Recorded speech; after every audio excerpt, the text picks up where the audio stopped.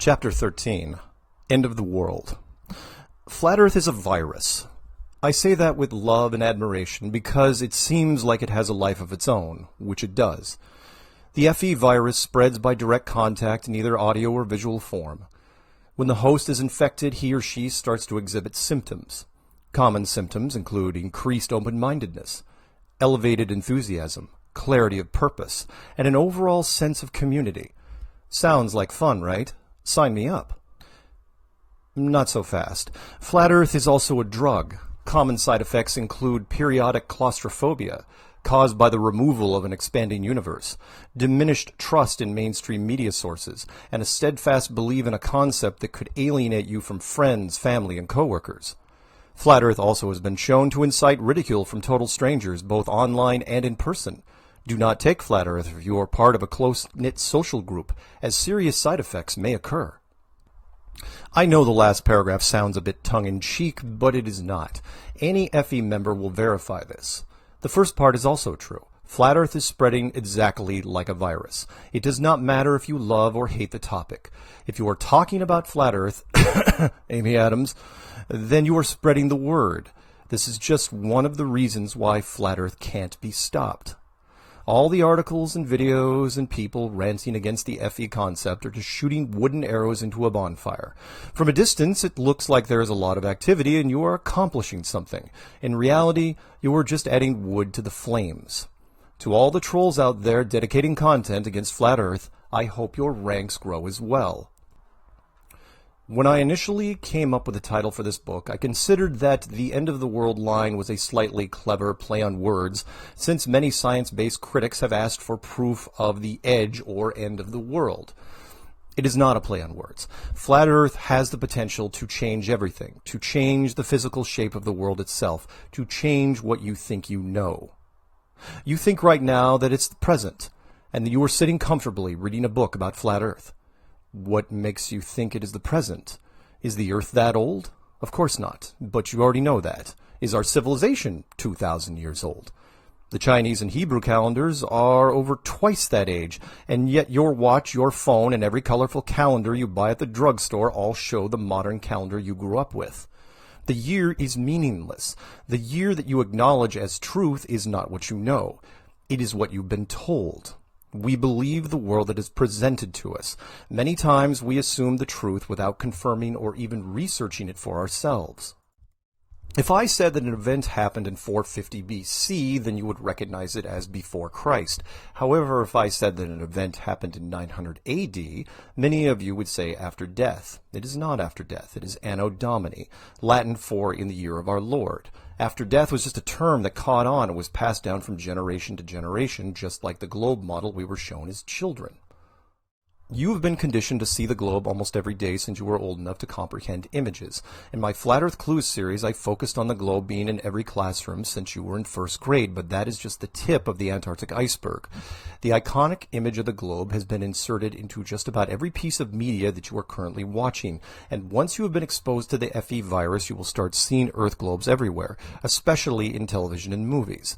It seems innocent enough at first, globes in educational shows, globes in offices of fictional scientists, but then you start noticing them in every office. Business executives, crime labs, lawyers, retired people in a home office, and what the hell are globes doing on top of a filing cabinet in a detective's office?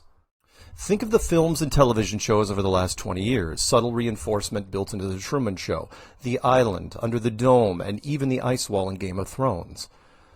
I wish this was some sort of flat earth paranoia. I really do. I wish it was not a globalist conspiracy, but I have a keen sense of empathy. I can put myself onto the other side of the chessboard. Subtle globe reinforcement through media is a movie I would make. If I was at the highest level of human authority, I would release space stories at an ever-increasing rate and never follow through on them. I would put a globe in every classroom. They almost never wear out and have a long shelf life. I would encourage corporations to use a variation of the globe or curve Earth whenever possible, and if they do not use those, then push for the sun because it still promotes the solar system in space. I would hire a small group of silent producers that could work behind the scenes, placing space reinforcement props in the background of television and film productions. It's subliminal, and it works. It doesn't matter if the viewer is actively engaged in the program as long as the prop is seen for even a few seconds. Everything helps. And the powers that be did not need to do this. All the space reinforcement placed in our business and entertainment worlds are just forms of insurance for a civilization that is already prone to believing an illusion. It's almost like we were genetically designed to be vulnerable to everything from simple television broadcast to virtual reality. You, the reader, have fallen victim to this in one form or another. Some people get ill watching a roller coaster video. Some people get disoriented in traffic because they can't tell if their car or the car next to them is moving. And everyone has had an emotional moment at the movies. Why? At the movies or at home, you are sitting in a room full of people and know full well that you are watching a piece of fiction. You recognize some of the actors in the film and could probably name other films they have been in. You also know that the movie was created by hundreds, if not thousands, of people over the course of the previous year. Not only is what you are watching an illusion in terms of facts, but also in time. It is a complete deception from intro to credits, and yet you swell with pride when the hero wins, or are brought to tears for any number of reasons. You do this because of something called suspension of disbelief, or in layman's terms, you want to believe. The human mind, when engaged in fictional entertainment, abandons the lie and tries to embrace the deception. It's a fascinating piece of human engineering. We love the illusions and can't get enough of them. We used to have only 3 television networks in the United States. Once our technology started advancing in the 1980s, our desire for more programming became insatiable. Now I challenge anyone here to even rattle off a tenth of the channels available. Even the term channel has become irrelevant with the help of corporations building networks and media that can be watched on any device with a screen. The old idea of television is long gone. Long live the interactive device. Sadly, though, even all these wonderful and diverse channels are not enough. The media corporations are not stopping there. I'm not even sure they know how to stop, or if we really want them to. If they are not creating programming for every target demographic that exists, they are building an ever more complex series of purely interactive media, which you know of as video games. The suspension of disbelief that comes with television and movies is not very strong in computer-based games, but the corporations are diligently working on it, and it is their ultimate goal. The end game, as it were, is to create an interactive simulation that you can't tell from the real thing. Maybe they have built it already. Maybe we are already in one. I'm going to say a few things here that some in the FE community are not going to like. If the world is flat and enclosed, then it is most likely a simulation. I will give examples of this, but first I must address the question. Doesn't this statement fly into the face of religion? No, it doesn't. God is a programmer, the greatest developer in existence. I know that many developers who read that last sentence will cringe, their arrogance blinding them. Human beings are the only life forms advanced enough to combine language and technology into reality-creating machines. You are not the only ones. You were not the best, and you were not even the first. Your civilization is only one of many that have developed and moved on from this enclosed system. Scientists know this. They have seen the sunken cities off of Japan, the sunken cities off of India. They have seen Bimini Road and the Bosnian pyramids and many others, and because they do not have explanations for them, the older civilizations never officially existed. What exclusive arrogance. The only thing your civilization can take credit for is that you are the most recent. Congratulations, you have just won a participation trophy. And if science does not want to acknowledge advanced civilizations that existed before us, they should at least take a look at the clues and breadcrumbs found in the very building blocks of our reality. And when we build simulations and games, we do it efficiently to save computer resources. If a game character will never go past a mountain in the distance, we do not build the other side of the mountain or anything that lies beyond it. Makes sense, yes? It answers the age-old question. If a tree falls in the forest and there is no one there to hear it, does it make a sound? In a virtual world, we now have the answer. No, it does not make a sound because the tree is not there. Why would you draw a tree or anything for that matter if there is no player to witness it? It is just a waste of programming and computer power. This is where I need to introduce you to the double slit experiment. Almost everyone in science knows about it, but no one wants to spend time in the philosophical aspects of the topic because it raises too many questions that are simply beyond scientific understanding. The modern double-slit experiment was perfected about 15 years ago. It used a single electron gun, firing electrons through a series of metal slits at a target downrange. The electrons are, of course, too small to see with the human eye, but can be registered by the target. The electrons are fired one at a time through either one slit or the other. When a human being is viewing the experiment through electronic means, the particles hit the target as expected. When a human is not viewing the experiment, the particles change into a wave and hit both slits, and the target is struck differently. Read that last part again because it is important. This means something to any simulation theory because this is what we do when building our own worlds with current technology. We do not draw something if the character is not looking at it. So why is this exact same process also happening in our world? If that sounds like a science fiction movie plot, then you are right, is the general theme of the 1999 movie The 13th Floor. There is nothing new under the sun. If you're into science, then there is a paradox here. On one hand, you embrace the double-slit experiment results under the banner of science because it is repeatable, but at the same time, do not want to speculate on exactly what it means because it raises too many questions about reality that you can't answer. The paradox is not new in the science world. You build the hydrogen bomb because you can, even though you do not know if you should. The double-slit experiment is not an isolated case that leans towards simulation theory. The very nature of quantum entanglement says there is no maximum speed of light. That is just an illusion unique to the known universe and/or dimension. Funny that should be the case because in the virtual worlds that we build, everything about light is an illusion and there are no speeds at all. My favorite science breadcrumb is something they stumbled on some years ago called Neuroscience and Free Will. The title gives it all away. It was only a matter of time before scientists hooked up probes to our heads and then to a computer system sensitive enough to measure basic thought processes. The test they devised was simple. Have the subjects choose a number from a keyboard while watching the screen and also note the time that they made the decision to choose that number. What the scientists did not expect was that the machine registered the decision 8 seconds before the subject made the choice. You heard that right. You just chose the number 3 in your head, and the computer knew that choice 8 seconds ago. It is impossible, and yet it happens. Science does not know what to do with the results because it screams predestination, known in religious circles as the grand plan.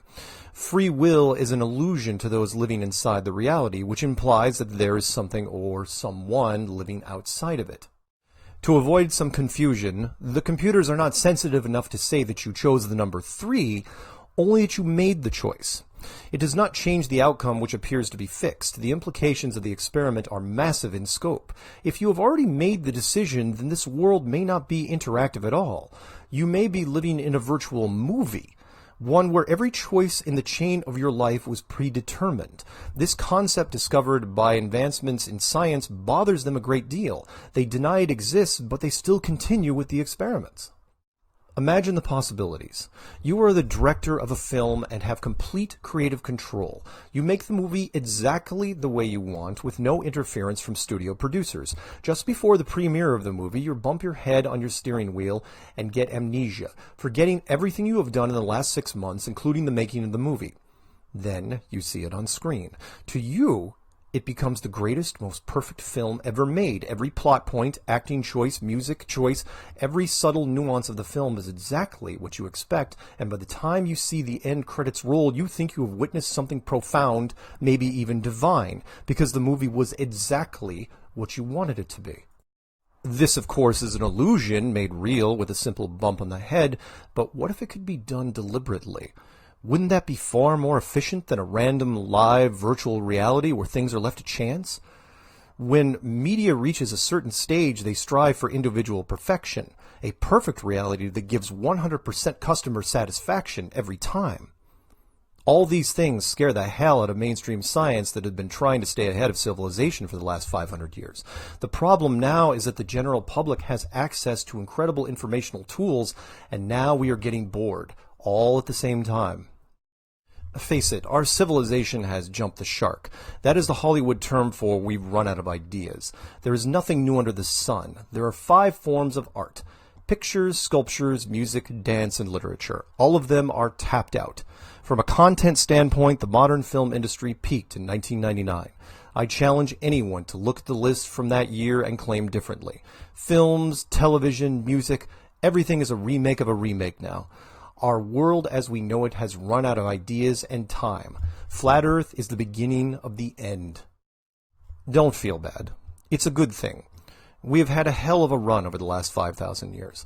We have created a complex and incredible tapestry of history, an amazing series of stories that will be remembered for thousands of millennia. But the grand plan is moving into its last phase, known in theater as Act 3. I said that Flat Earth is the beginning of the end, not the end in itself. In any great media production, there are 3 acts. In the first, the characters are established. In the second, they are given a challenge. In the third, for better or worse, the challenge is resolved. Flat Earth is the transition, announcing the final act of our civilization. It opens minds to everything that is impossible and everything that is not. If our history is a giant painting, then Flat Earth is the frame that builds the border for the canvas we have not seen yet. Without FE, there is no perspective or understanding of what is to come. It may sound a little culty when I say things like that. I assure you I do not mean it to be. It is not my plan, and Flat Earth is not my idea. On that note, I have a message to science. You can't stop this. Flat Earth has created a simple model of the world that is easier to understand than the solar system model. It is logical, it makes sense regardless of education, and the basic concept can be explained to someone in just a few minutes. Maybe not enough to push a person into street activism, but more than enough time to plant a new seed. Will these Flat Earth seeds planted into the minds of people end the world? No. But they will change the face of it and make a forgotten truth new again. If you are a hardcore science enthusiast, professional or not, trying to defend the globe, then good luck. We have been running around your flanks since 2015, and your model cannot be explained by most of the population because they never got past algebra. Keep trying, though. Remember what I said about the arrows and the bonfire. My prediction is that if Flat Earth is the frame for the canvas, then the canvas event is yet to be revealed. Make no mistake, however, it is going to be big. To use a boxing reference, Flat Earth is the left jab before the right cross. That right cross will be an outside force in something larger than the FE community. To be clear, the outside event will have more impact than Flat Earth. To me, it feels like Flat Earth is just the preface, something that prepares the mind, prepares everyone for what is to come. If I had to write the movie plot on this, the event in question would either be a super celestial revelation involving a public admission of another civilization, or a massive terrorist attack that cascades into a multinational war. Again, I try to look at things with a glass half full attitude, so I am rooting for a peaceful resolution. Hope for the best, prepare for the worst. If you are flat curious or flat agnostic, I will circle back to the beginning and tell you to look away. Move along, there is nothing to see here. All the stories you have seen in articles, videos, and television were just a fluke. Flat Earth is not real, it cannot be. If you just don't look at it, the topic will probably just go away. Let your friends or family or coworkers look at it. Flat Earth is not worth your time, you have better things to do, right? Or you could ignore all my warnings and look inside Pandora's box, which is a really bad idea because as exciting as it sounds, there is a downside to going down the FE rabbit hole. The side effect of the Flat Earth that annoys me the most is how quickly the enthusiasm makes you forget the most difficult parts of the journey. For those of you about to head down our path, please remember what led you to the finish line. For some reason, just about every new Flat Earther gets so excited by the revelation that they want to rush out and tell everyone about their new discovery, breaking the first rule of Flat Club, which is, do not talk about Flat Club. If you do not follow this rule and be discreet, then you are going to be criticized by people who you thought you could trust. Then you are going to get depressed and email me asking why this is happening to you. Don't be that person. To the pastors who are now afraid of the questions about Flat Earth being brought to them from their congregation, you do not have to worry. We already have your congregation. FE members sit patiently in your rows, waiting for the opportunity to speak to others about the Flat Earth book in their hands, which you call the Bible. If you choose not to endorse our theory, that is fine, but you better not condemn it while holding on to that one verse like it has veto power. If you choose to wait until the peer pressure has lessened and the topic has become cool enough to work into a sermon, you will be forgiven. And lastly, if you are already one of the great and brave people into Flat Earth, if you have asked the questions and done the research, you already have my sincere respect. The Flat Earth Army has done an amazing job so far. We still have a ways to go, but the war to date has been an unqualified success. We have been taking the fight to them on all fronts and been met with token resistance. The field experiments have been clever and creative. The street activism has been relentless. The meetups have shown that we can peacefully coexist in any environment. And the conferences have given us great opportunities to set examples to others under the light of the media. It is because of this I can confidently say that I love Flat Earth and all the people in it. You are powerful and wonderful and fearless and stand defiant in the face of conformity. Conformity may build empires, but creativity builds worlds. Your creativity helped rediscover something beautiful that was once lost. We live in a world that was absolutely and positively built. It was created just for you, and you have a place here and an important role to play. In the near future, people will come to you with questions. They will be nervous and unsure of their surroundings, so help them as best you can. People who embrace the false religion that has become scientism will point fingers at you and demand that you desist. Remind them of what you know. FE members will stand next to you and challenge the status quo. Lift your heads up and stand with them, for you are the Legion of Truth and will not be denied. Be proud, Flat Earthers, and sleep well knowing that you have the grand plan on your side.